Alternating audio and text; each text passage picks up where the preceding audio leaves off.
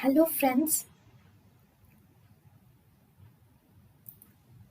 welcome to Creative Medicine. In this lecture, we will learn about General adaptive syndrome relates to pattern of autonomic nervous system and psychological response when we are aroused to a stressful situation. Then this is called as generalized adaptive syndrome. That is how our autonomic nervous system responds to stress. in general adaptation syndrome. In general adaptation syndrome, first the patient is exposed to a stressful event, and because of the stress, the patient undergoes some autonomic nervous system changes.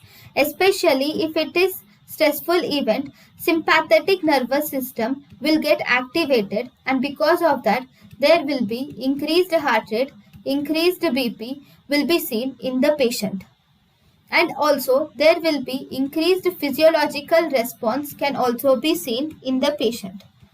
So this is actually fright and flight response is seen in the patient. So this type of response which occurs due to stress is actually a general adaptation syndrome. Thank you, and thank you for watching.